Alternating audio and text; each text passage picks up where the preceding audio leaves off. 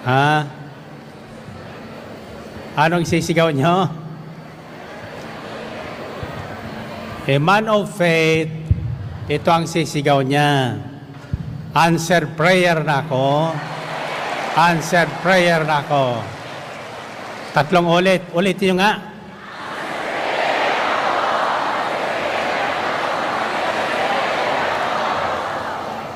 Isa, dalawa, 3.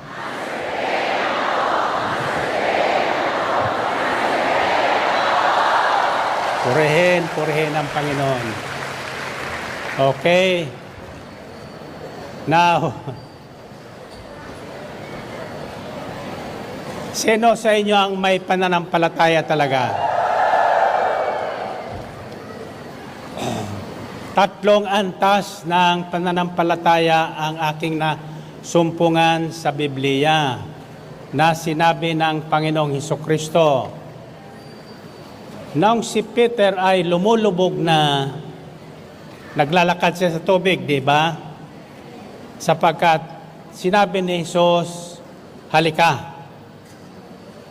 So walang ano-ano, bumaba ng bangka si Peter, hindi niya tiningnan yung lalim ng tubig, nakatuon ang kanyang paningin kay Kristo at naglakad sa tubig. Subalit, mamaya-maya, lumulubog na siya. Lumulubog na. Bakit? Lumubog si Pedro. Sapagkat natakot siya sa mga alon. Anong sinabi ng Panginoong Jesucristo? O you of little faith, why did you doubt? So, isang ori ang taas ng pananampalataya yon, little faith. Maliit na paa. Sa isang bahagi ng kasulatan, Matthew 17, sabi ng Panginoong Kristo, if you have faith as small as mustard seed, you can move this mountain. You can tell this mountain to go and it will go. Narinig yon? So, 2 yon. Tapos dito naman sa centurion, ang sinabi niya, pagkatapos magkwento ang centurion, ang sabi niya, I have never seen such great faith in Israel than this man. Anong ibig sabihin noon? So, little, small, great faith. Ano ang Tagalog ng little? Ano ang pagkakaiba ng small sa little?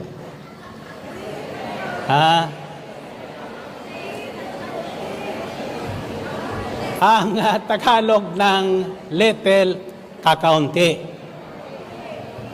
Pag sinabing kaunti, mauubos yan. Kaunting hangin lang, mauubos yan. Mawawalan ka ng pananalig sa Diyos. Kaunting trouble lang, magdudud ka na sa kapangyarihan ng salita ng Diyos. At yan ang karagayan ng marami sa atin. Ang kalaban ng ating pananalig sa Diyos ay pag-aalinlangan. Sino naririto nung nakaraang Sabado?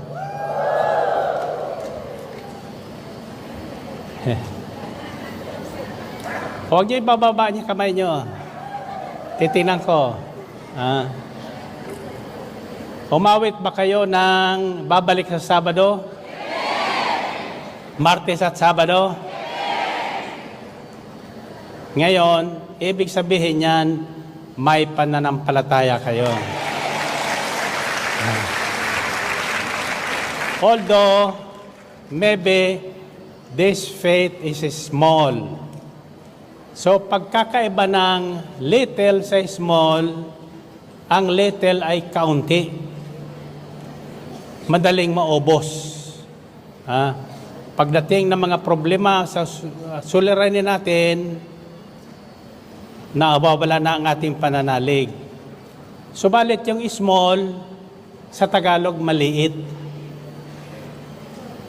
Pag maliit, may pag-asang lumaki. Papipiliin ko kayo. Anong pipiliin nyo? Little o small? Sabihin nyo, small but terrible. Now, but we don't have to stop there.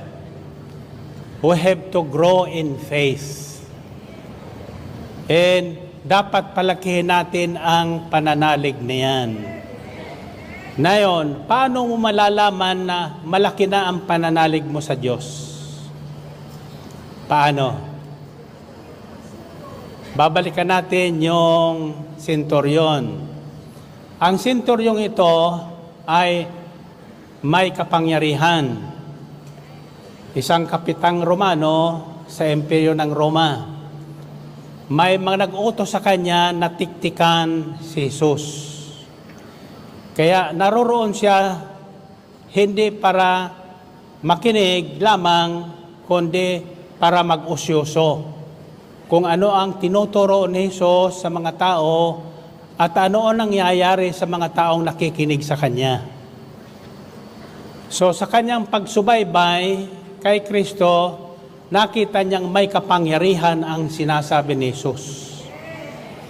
The word of Christ, Jesus, has authority over evil spirits. Ang mga karamdaman ay mga espiritu.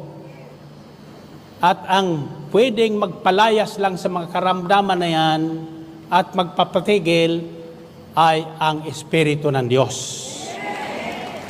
Nasundan nyo? Ang sabi ng Panginoon Kristo, my words are spirit and they are life. Ang aking salita ay espiritu at may buhay, may kapangyarihan.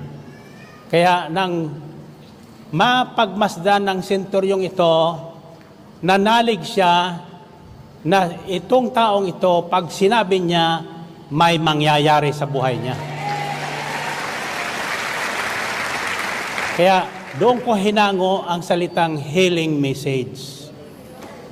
Ang sabi ng Panginoon Kristo sa kanya, pupunta ko sa bahay mo, papatungan ko ng kamay, ang alipin mo para gumaling. Anong sabi ng senturyon? Hindi ko karapat dapat puntahan mo pa. Dito lang sa house of prayer, sabihin mo na, gagaling ang aking kapatid. Gagaling ang aking alipin sa kanyang kinalalagyan. Bakit? Paano namang na ipakita ng senturyon sa Panginoon ang kanyang malaking pananalig? Paano? Kininto niya. Sabi niya, ako rin, mayroon din kapangyarihan. Pag sinabi ko sa isang sundalo ko na humayo, humahayo. Pag sinabi kong lumapit, lumalapit. Dito, sa gawain natin, pag sinabi kong simulan at tapusin ang gawain, ano? Huli kang dumating, una kong umuwi. Hinihintay lang salitang hudyat ng babalik sa Sabado. Ano sa tingin nyo? Lalaki ang pananampalataya noon? Hindi. A man of great faith knows that the Word of God has authority over all things. Now, isang araw, nilapitan ng Panginoon ang puno ng igos. Remember that? Hinahanapan niya ng bunga. Wala siyang nakitang bunga. Anong sinabi ng Panginoon Kristo? Mula ngayon, wala na makakatikim ng bunga mo. At agad-agad natuyo ang puno ng igos. Kinabukasan, nagtaka ang mga alagad. At ang sabi nila, Lord, tingnan niyo po nung puno ng igos na kinausap mo, bakit natuyo? Namatay. Bakit? Yung sinabi niyang, hindi ka na, wala nang titikim ng bunga mo, iyon po ay isang curse. Pag sinabi mo sa isang tao, wala ka nang magagawa, inutil ka na, matanda ka na, bobo ka, iyon po ay isang curse. Sa isang may pananampalataya, mangyayari yung sinasabi mo. Amen ba? Ngayon, ang sabi ng Panginoon Kristo sa kanila, magagawa nyo rin ang ginawa ko sa puno ng igos, kung may pananalig kayo. At hindi kayo mag-aalinlangan, anumang sabihin nyo, sa pinagsabihan nyo, mangyayari ang sinabi mo. Amen ba? Kaya pinaulit ko sa inyo, 3 ulit, yung salitang answered prayer na ako, answered prayer na ako, answered prayer na ako. Ang tanong ko ay, naniniwala ba kayo doon? Pangalawa, may prayer request ba kayo? Yung may pananalig, malaking pananalig, ginagawa niya yung lahat na sinasabi at inuutos sa kanya, ayon sa kanyang naririnig. Yung may maliit, nag-aalinlangan, hindi totoo yan. Sino ba naman yan? Niluluko lang tayo niyan. May mangyayari ba sa kanya? Wala. Walang mangyayari. Ngayon, ang sabi ng senturyon, di mo na kailangan puntahan pa ako. At iyan ang sinasabi natin sa banal na misa. Diba? Lord, I do not deserve you to have come. I do not deserve to receive you. Hindi ko karapat-dapat to magpatuloy sa iyo. Ngunit sa isang salima lang, gagaling ako.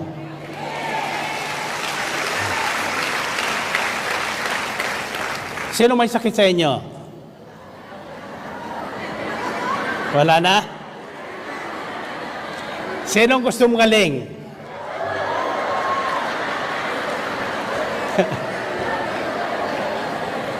Sinong gusto gumaling? Sinong may sakit?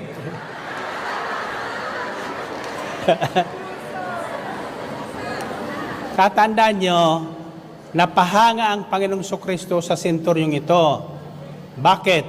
May dala-dala siyang prayer request sa Panginoon. Iyon ang may malaking pananalig. Hindi basta lumalapit sa Diyos, kundi basta nananalangin, kundi may kahilingang dala-dala siya. At umaasa siyang sa kanyang pakikinig, isang salita lang ang marinig niya, tugon sa kailangan niya. Amen ba? So, faith, a man of faith does not only possess a small or little faith. It must grow. Kailangan palakihan natin ang ating pananalig. Bakit? Sapagkat habang lumalaki ang ating pananalig, lumalaki din ang ating mga suliranin. In man of faith, hindi basta madadala ng sinasabi ng tao. Sasabihin, lalapit sa iyo, mag-invest ka sa akin. Tutubo ka ng malaki. Kaya paghangad ng tumubo ng malaki, may kasabihan, sa paghangad ng kagitna, isang salop ang nawawala.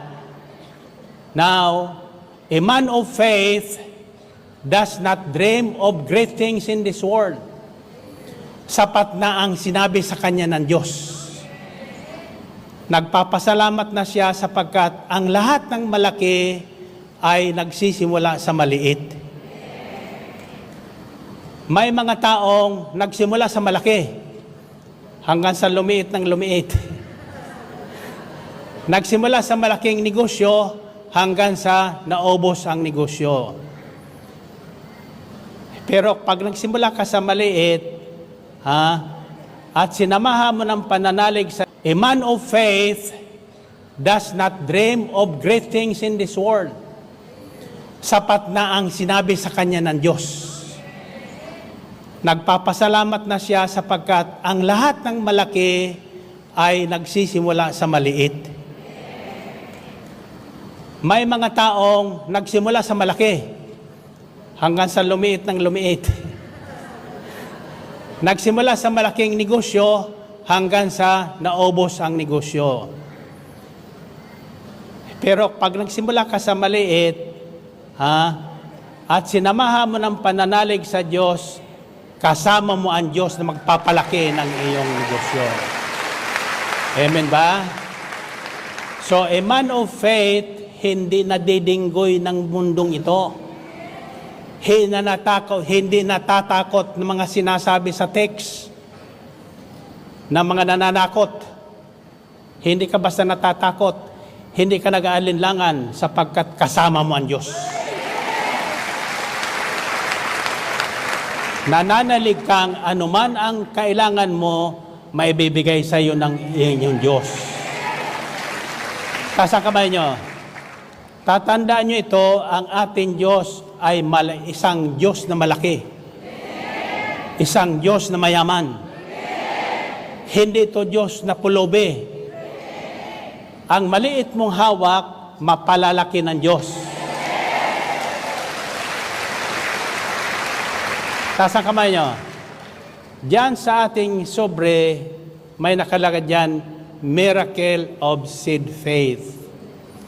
Now, the miracle starts from little things. Nagsisimula sa maliit na bagay. Ako hindi ko kaya ulit-ulitin na ako ay nagsimula sa 2 piso isang araw. 2 piso isang araw. Hanggang sa naging 4 na piso noon. Hanggang sa naging 150. Hanggang sa naging 3,000. Hanggang sa naging 150,000.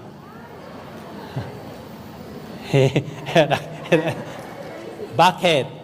Hanggang sa naging 150 million. Diba? Taas ang kamay nyo.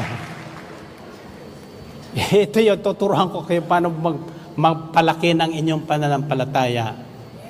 Isa sa katangian ng pananampalataya natin ay imagination. Imagination. Mag-imagine ka ng malaking halaga. Amen ba? Ay ang problema natin, kung tayo mag-request, pambayad sa tubig, pambayad sa ilaw, pamasahe, nakalimutan yung pan-shopping. Kung magre-request kayo, hustong takal, siksik, liglig, at umaapaw. Remember this, the resources of God is unlimited. Pag sa tao ka umasa, mabibigo ka sapagkat limited ang maitutulong ng tao. At ang salita ng tao, minsan hindi nagkakatotoo. Pero ang salita ni Kristo, laging nagkakatotoo. Amen ba? Okay.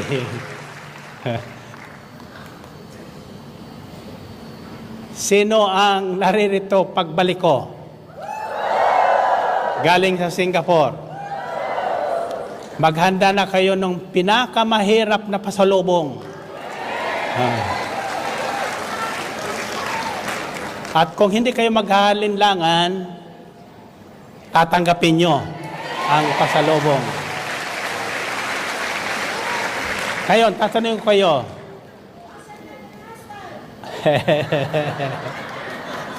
Husband daw. Okay.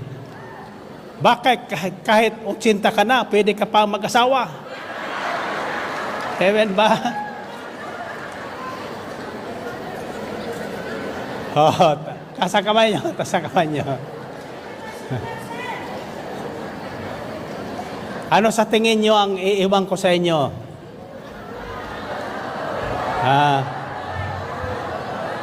Pabaon. Magkano ang pabaon?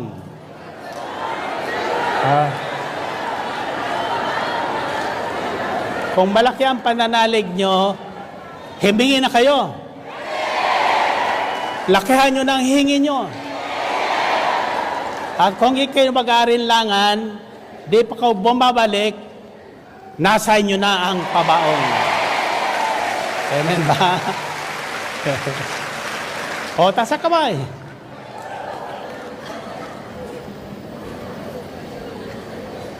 Isisigaw nyo ngayon yung pabaon na ibig nyo.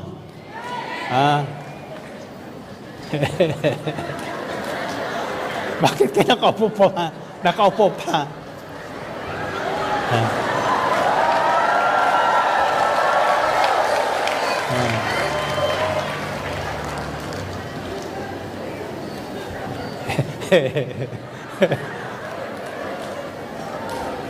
Ito ang unang himala ng Pasko.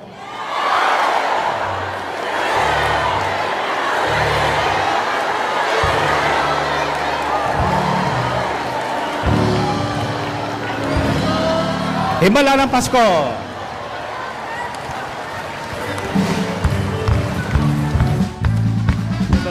Himala ng Pasko ay darating na sa mga taong lubos ang pagmamahal.